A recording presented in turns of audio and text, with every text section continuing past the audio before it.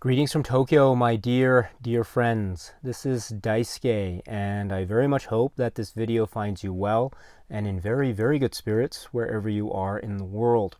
And today, if you don't mind, I would very much like to continue on with our discussion and journey through the works from the great Japanese filmmaker and artist who is Takeshi Kitano, also known as Beat Takeshi. And I think that distinction or that double naming is very important and significant, especially when considering this film that I want to talk to you a little bit about today. This was released in Japan in 2005, and it is one of the most, I think, challenging and perplexing films in all of Takeshi Kitano's filmography, and thus makes for really compelling watch indeed. I'm talking about this film, which is known as TAKESHIS. TAKESHIS. So this film is in essence about Beat Takeshi, who is an actor and performer, and he is also a very famous star. And along the way, we see him and his interactions in the entertainment industry, in filming, in dealing with other actors, going to and from the studio, dealing with fans, and dealing with the notion of making films and popularity and acting. And combined with this, we get this very interesting development of Takeshi, Beat Takeshi, meeting someone named Kitano. And this Kitano looks and sounds and is like Beat Takeshi himself. The difference is perhaps that there is a different color hair, the blonde hair for this man named Kitano. And they meet, and then from there we get this very interestingly cross-cutting type of narrative or narratives that focus on Beat Takeshi, Kitano as a convenience store clerk, but maybe having dreams and ambitions of being an actor, him being confused for Beat Takeshi, moments where he is imagining himself as Beat Takeshi.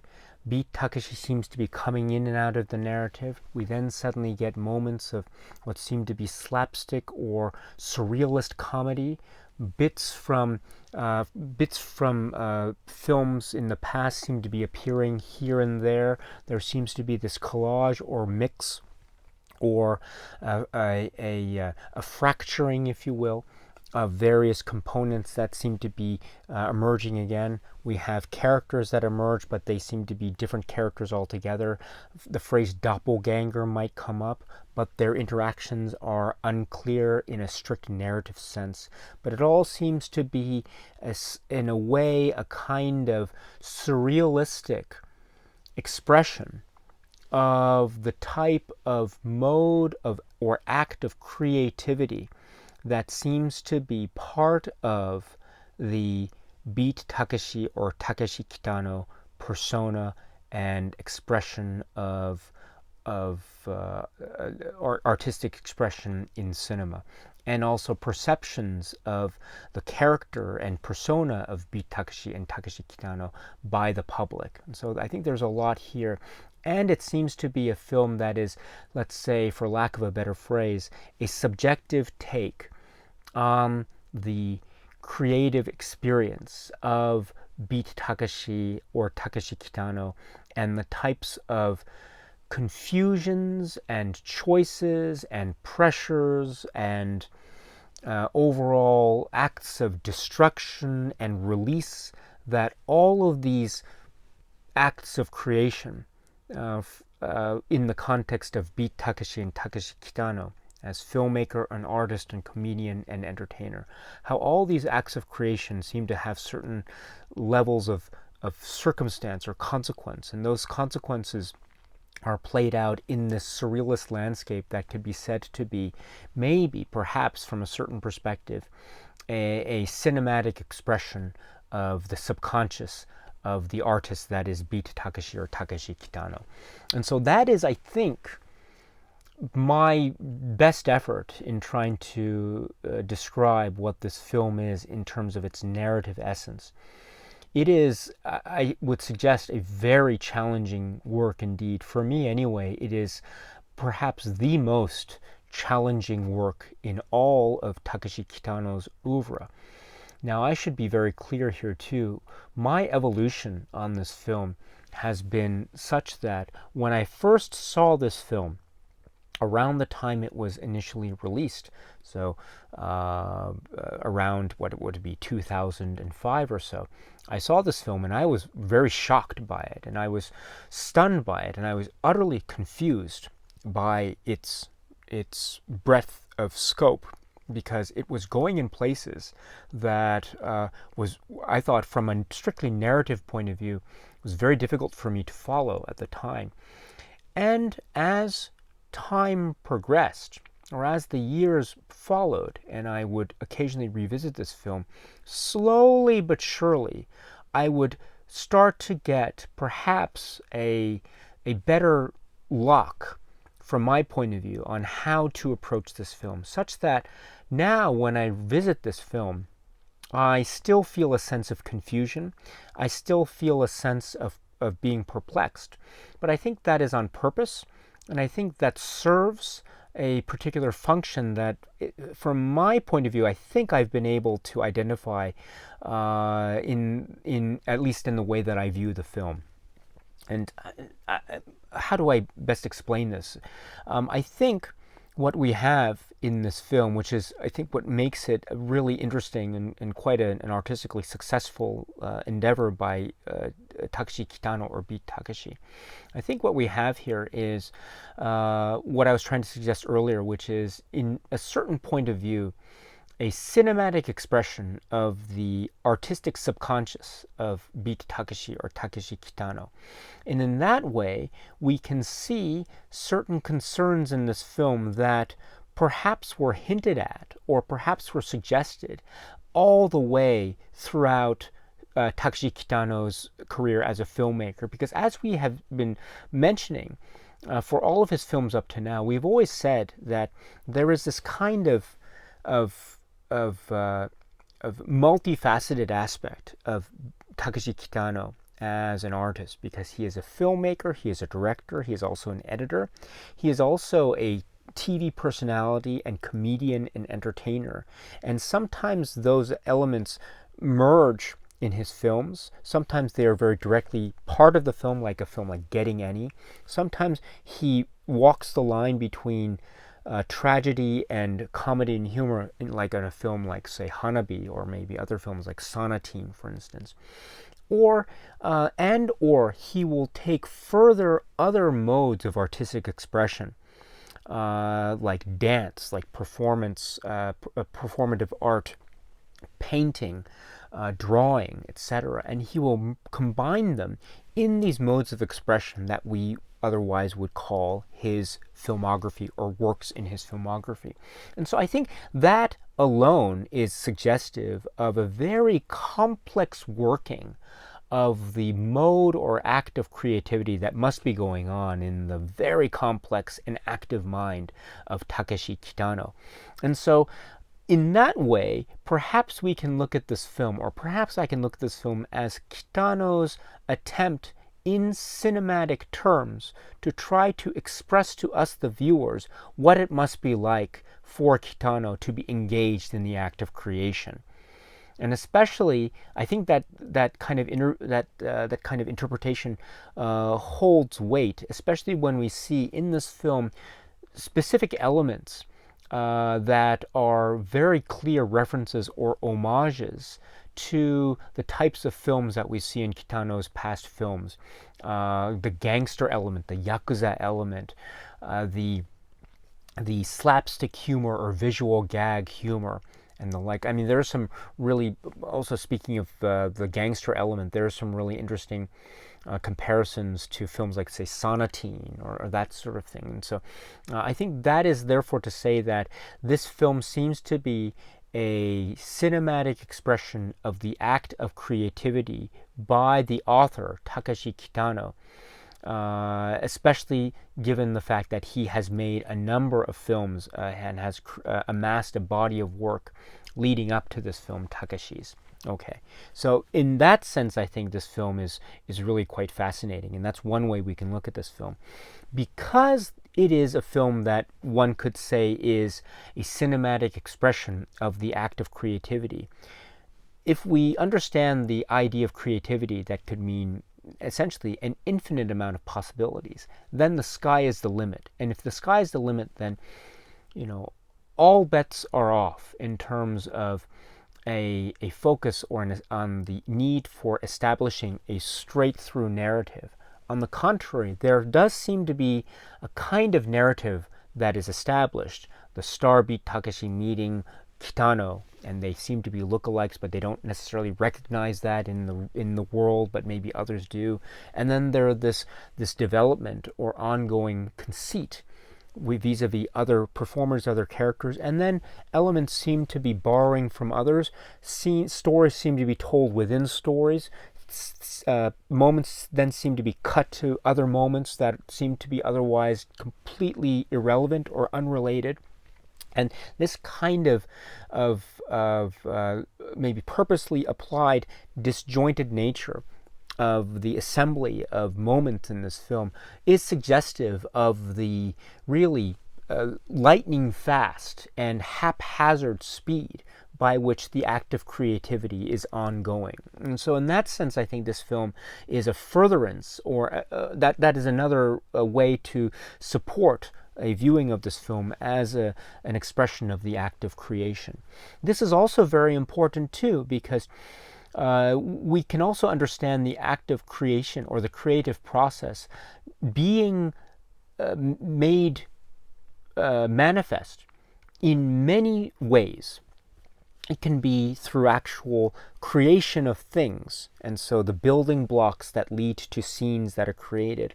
But it could also mean the act of destruction. In other words, creativity via destruction.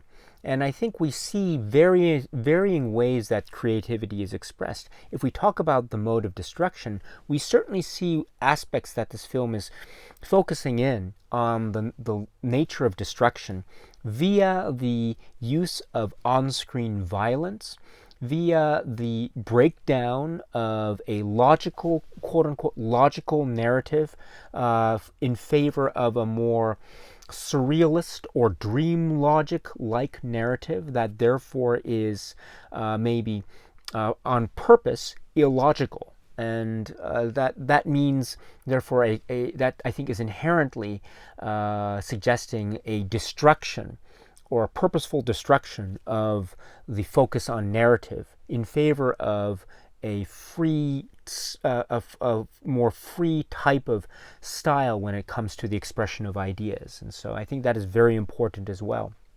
And also, there seems to be this breakdown or attempt at maybe destruction or destroying the Beat Takeshi persona, because there are moments that I would argue that maybe Beat Takeshi as a persona is not looked upon as a shining figure or positive figure.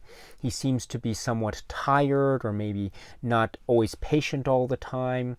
Not to say that he's a wholly negative character, but there are instances where he might not necessarily be seen as otherwise heroic or the like. And so I think these are very important aspects that play into the notion of the act of creation is expressed through modes of destruction. And if we think also about the title, TAKESHIS, one of the things that's been remarked upon by many a critic in the past is how the word TAKESHIS is very interesting. It's Takeshi because of the name Takeshi Kitano, but also the S at the end might suggest the word she or she's. This is maybe to emphasize that in Takeshi there is the sound shi, and this is referring, or this is in Japanese, one way to say the concept of death. And so if we think of creativity and destruction and death, now we can see that maybe here we are dealing with, or we are witnessing through some modes of specified creativity, the workings of the theme of death. And in that sense, I think this is a very interesting expression of those ideas indeed. And I should further say that if that is indeed the case, this is very consistent with past Kitano works that have in various forms dealt with the concept of death and loneliness and destruction in very artistically energetic Kitano ways as we are used to. Then going back to the conceit or interpretation of this film as an expression of the act of creation, the subconscious Kitano, if you will, I think that is further supported by the notion that we can look at this film and its use of character. We see many characters, maybe characters repeated. They seem to appear and disappear. They seem to be serving different roles and the like. And so this is perhaps a way in which we can see through cinematic expression the way that Kitano is viewing his inner circle of performers and actors and collaborators. They serve different roles, not just in his films, but also in this film in particular. So that's a very interesting, maybe meta parallel. There is also the sense that maybe some characters are treated differently than others, and I think I think there have been some critics that have very convincingly made the assessment or argument that this film and certain characters that are represented here could be said to be represented, if we're looking at it from the concept of Sigmund Freud and the psyche, then we could say that some characters represent, the id, ego, and superego. That is the psyche of the persona of Beat Takeshi or Takeshi Kitano. And so, if we look at that, then we can see interesting ways that certain characters are treated versus others, and we can see also the notion of control that is expressed in the story and self-control versus sort of desire and sexual desire, or a kind of unleashing of frustration that is expressed through violence and the like. And also we see the way in which those two poles seem to have a certain convergence or control center in terms of shots of calm before the storm. The image of the beach is also very significant in this aspect. And so I think these are examples of how this film could therefore be seen as a further expression of the subconscious mind of Kitano in the act of creating. And finally, I think we see, if that's the case in terms of an interpretation, I think we can see a really great and bold connection, therefore, between the filmmaking art of Kitano and the act of creation that this film could be said to be about. Because in the way that this film seems to be expressing in cinematic terms the act of creating, to be specific, it is expressing that in cinematic grammar such as editing and camera movement. And if we understand Kitano's style, one of the key components of Kitano's style is the edit, and how he applies the edit very skillfully and almost perhaps in a genre antithetical way. But it always leads to something. And so the edit is itself the key component to the so-called act of creation. Now the edit in this film leads to development. That is, one scene is edited and it turns into another scene. Therefore, A plus B equals C. Or the edit is used to a destructive effect, namely A destroys B through the edit, but then that leads to a different result entirely. And so in any event, the end result is perhaps the end result of the creative act. And so I think in any event, the creative act is made manifest, or it's propelled forward by the very act of the edit. And so I see this as a kind of maybe meta connection between what is being expressed in cinematic terms, that is the act of expression or the act of creation, and how this is actually being played out before our very eyes by the filmmaker himself, via the edit in particular. And so this is, I think, a very consistent film in the Takeshi Kitano filmography, despite its being, I think, very, to be perfectly honest, it is a very challenging and quite provoking work that I think requires multiple views in order to, at least from my point of view, for me to get a better sense of it going forward. It has been described by, I think, a number of people as being a bit like Federico Fellini's 8.5, in terms of the interweaving of various people and personages that represent the subjective experience of a filmmaker or artist. And I think that comparison is quite apt. It also, I think, is described as being a surrealistic expression of the art and the act of creating art, which will probably we will see carried through in films that will follow this film Takeshi's, and so I will talk about that in later films. But we should also point out that there are some really strong connections with past works by Kitano. We mentioned, of course, the gangster element that is included in this film, so that has, of course, past connections with the Yakuza films of Kitano's past. We have the look of Kitano and the blonde hair, which is, of course, reminiscent of his look in Zatoichi. We have also this idea of sketch comedy and the randomness of these sketches of this film, which I think is very much similar to the organization of scenes and construction that we saw in a film like Getting Any.